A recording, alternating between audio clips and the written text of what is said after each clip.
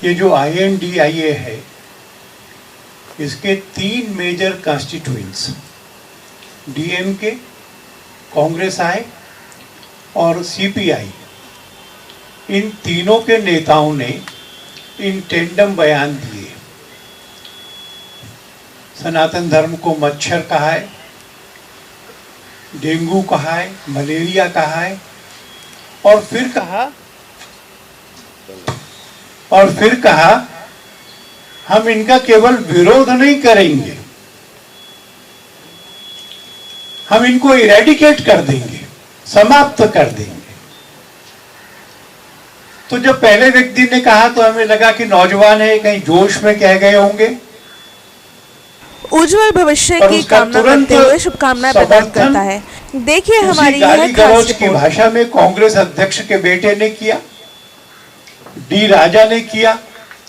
तो हम ये मानने के लिए मजबूर हैं, क्योंकि ये तीनों मेजर कॉन्स्टिट्यूएंट्स के लीडर्स ने कहा, एक ही दिनों में कहा, इसलिए हम ये मानने के लिए मजबूर हैं कि ये at the spur of the movement नहीं हुआ है, ये डिजाइन्ड है, प्लान्ड है, और इसमें पूरे INDIA की सहमति है। ये चुनौती चुनाव के मौके पर इसलिए दी जा रही है कि वो सोचते हैं कि इससे माइनॉरिटीज का एन ब्लॉक वोट उन्हें मिलेगा। सनातन समाज के रूप में हम इस चुनौती को स्वीकार करते हैं। जो लोग भी संविधान में विश्वास रखते हैं, जो लोकतंत्र में विश्वास रखते हैं, और जो इस बात में विश्वास रखते हैं कि लोकतंत्र में शालीनता होनी चाहिए, वह सब लोग इस चुनौती को स्वीकार करेंगे। मैं इस बात को जरूर साफ करना चाहता हूं कि तमिलनाडु ये हमारे सनातन हिंदू धर्म का ध्वज है। वहाँ रामेश्वरम का मंदिर है, वहाँ शिव के, दुर्गा के, मुरुगन के अनेकों मंदिर हैं। जो संत तिरुवल्लुवर ने कहा, जो नायनमारों ने कहा, जो आलवारों ने कहा, जो एंडोल ने कहा, वह सब समूचे भारत की आध्यात्मिक संपत्ति है।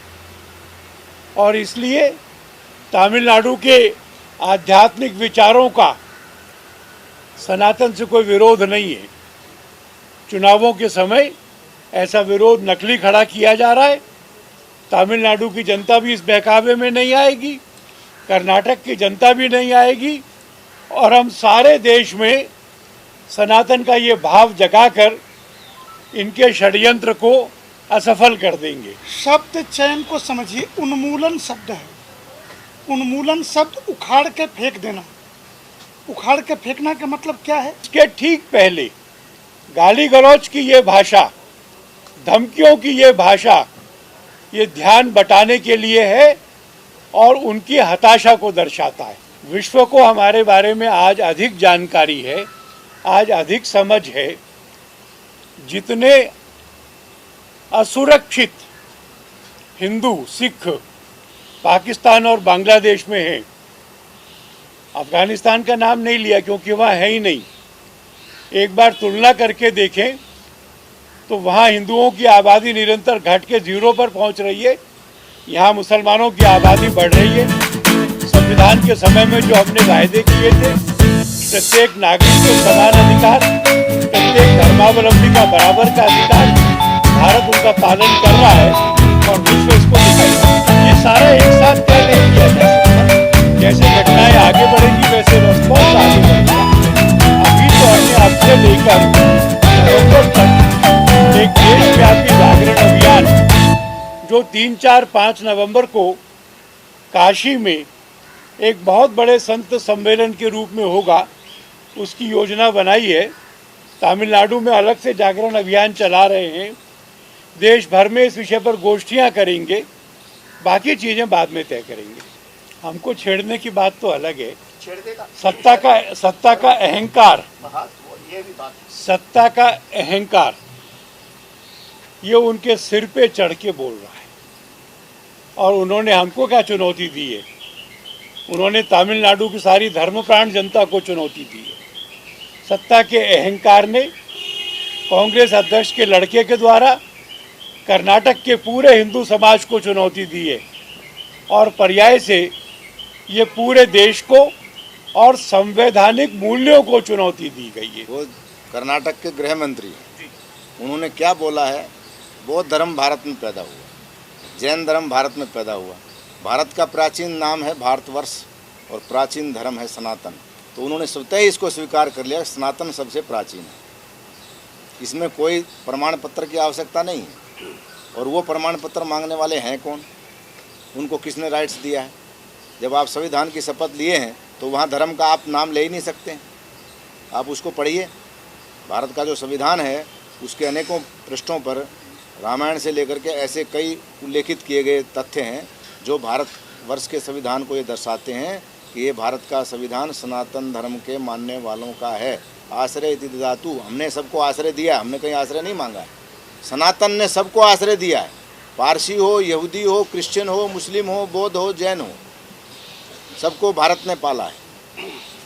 और ये स्टेट बाय स्टेट अगर आगे बढ़ रहे हैं और एक संवैधानिक पद पर बैठे हुए मंत्री जो कैबिनेट के हैं वो अगर इन शब्दों का प्रयोग कर रहे हैं तो इससे ये शासन की बू आ रही है कि राजनीतिक पार्टियों के अलावा जो सरकार में जो लोग आए हैं वो ये संकेत दे रहे हैं धर्मावलंबियों को। जैसा आपने पूछा छेड़ने की बात, तो शेर, सांप, साधु और सांड, इनको छेड़ना नहीं चाहिए, नहीं छेड़ने के लिए ही अच्छा है उनके लिए। संविधान की धारा 1 में भारत के 2 नाम हैं, India, that is Bharat. India बोलें या भारत बोलें, यह अपने ही देश के लिए है, इसलिए यह आपत्ति निराधार है। भारत का नाम ले या इंडिया का नाम ले, किसी को आपत्ति नहीं हो सकती। दोनों नाम कॉन्स्टिट्यूशनल है, दोनों नाम वैध हैं। हमने स्टालिन के बेटे उदयनिधि स्टालिन के उस भाषण को सुना, तमिल में था, अंग्रेजी अनुवाद कराए, हिंदी अनुवाद कराए उन भाषाओं के विशेषज्ञों से, और सब में एक ही बात निकल के आई कि पूरे सनातन हिंदू समाज के लिए चुनौती है। हम ऐसे मरने के लिए तैयार नहीं होंगे। उन्मूलन शब्द का अर्थ क्या होता है? ये सामूहिक रूप से जेनोसाइड के लिए जो 90 के दशक में जम्मू कश्मीर के अंदर जो लोग INDIA नाम के घटक में हैं, ये सारे लोग कहीं न कहीं किसी न किसी राज्य में हिंदू विरोधी अभियान के हिस्से हैं, सनातन विरोधी अभियान के हिस्से हैं। आप राजनीति करो, फलो फूलो, राज्यों में लोकतंत्र की परंपरा है, चुनाव लड़ो, जीतो, हमें क्या आपत्ति हो सकती है। लेकिन जब आप सनातन को मिटाने की बात करोगे तो हमें आपत्ति होना स्वाभाविक है। और अखाड़ों की स्थापना तो इसलिए नहीं हुई थी ना कि शांत हम बैठेंगे। आज की प्रेस वार्ता का विषय आप सबके सामने स्पष्ट है। परिचय कराने में थोड़ा सा संशोधन। अखिल भारतीय अखाड़ा परिषद के अध्यक्ष श्री महंत रविंद्रपुरी जी, जो कि महानिर्वाणी अखाड़े के जनरल सेक्रेटरी भी हैं।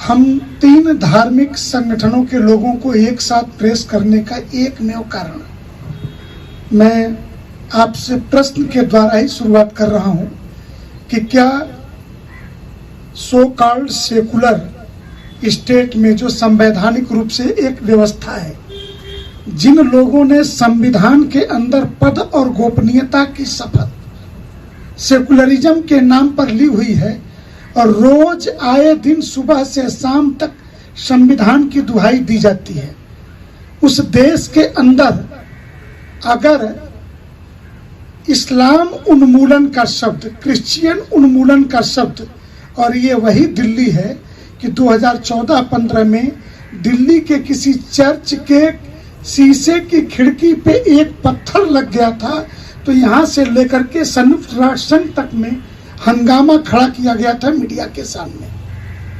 आज उसी देश के एक ऐसे प्रदेश में जहां हमारे 85,000 मंदिर हैं तमिलनाडु के अंदर, और शपथ जिन लोगों ने संविधान के नाम पर ली है, वहां पे 2 कैबिनेट मंत्री, स्टालिन के बेटे उदयनिधि स्टालिन और शेखर बाबू, जो कि वहां पे धर्मार्थ मंत्री हैं, सारे मंदिरों के प्रबंधन रक्षा का दायित्व जिस व्यक्ति के हाथ में है, ये दोनों व्यक्ति उस राज्य में सनातन उन्मूलन सम्मेलन कर रहे हैं ओपन रूप से। और औरंगजेब, जहां तक मेरी जानकारी है, औरंगजेब के बाद पहली बार इतनी खुली थ्रेट, धमकी जो है धर्म के नाम पर यह दी गई है। और ये कोई एक स्वर नहीं है।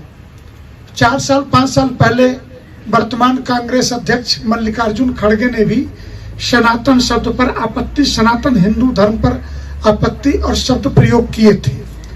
आज उनके बेटे प्रियंक खड़गे कर्नाटक के अंदर, और ये पूरा एक टूल किट का हमारा मानना है कि भारत राष्ट्र और सनातन हिंदू संस्कृति के विरुद्ध ये खुले युद्ध का ऐलान है। इसके मैं प्रमाण दे देता हूं कि रामचरितमानस की एक चौपाई को लेकर के बिहार का एक मंत्री आरजेडी का पहले बयान देता है।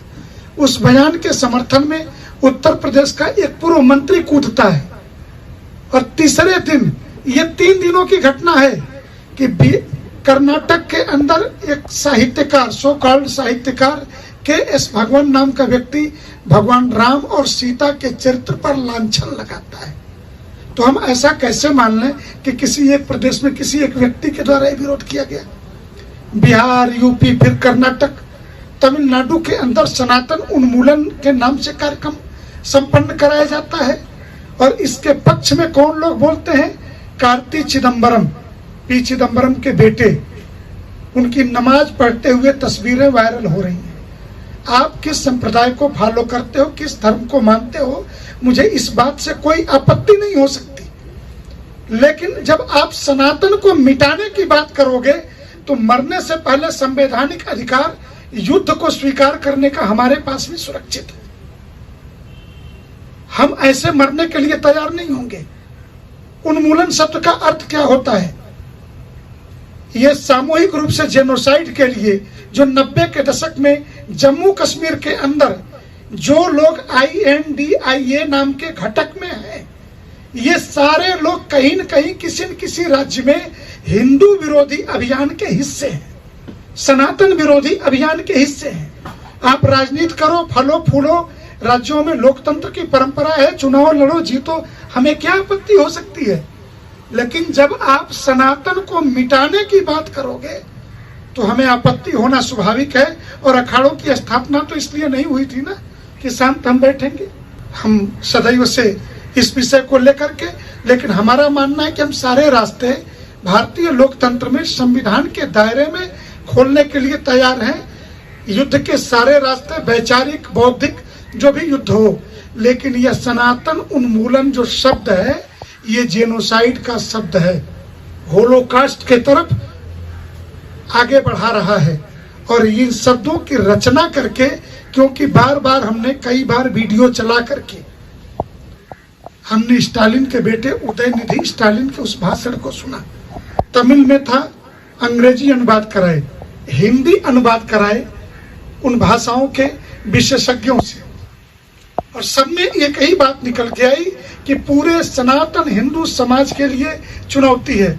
क्योंकि हमारा धन 85,000 मंदिर तमिलनाडु के अंदर, हजारों करोड़ का रेवेन्यू उन मंदिरों से लेकर के वहां पर खर्च किया जाता है। हमारा धन, हमारा रेवेन्यू और हमारे हत्या की प्लानिंग, कम से कम ये तो हम नहीं स्वीकार कर पाएंगे इस समूचे संघर्ष में। इसलिए भारत की राष्ट्रीय राजधानी क्षेत्र में तीनों प्रमुख संगठनों के अखिल भारतीय संत समिति सनातन हिंदू धर्म में 127 संप्रदाय हैं, जिसका ये सर्वोच्च निकाय है। अखिल भारतीय अखाड़ा परिषद हमारी संन्यास परंपराओं के विविध 13 अखाड़े हैं, जिसमें 7 सन्यासियों के, 3 सिखों के और 3 बैरागियों के, वैष्णवों के। 13 अखाड़ों का ये परिषद है। उसके माननीय अध्यक्ष जी बैठे हैं। और विश्व हिंदू परिषद दुनिया के 120 से ज्यादा देशों में सनातन हिंदू धर्म के धर्मावलंबियों को संगठित करने का काम करता है। इसलिए आपके सामने एक प्रेस नोट है, जिसको बहुत सोच समझ करके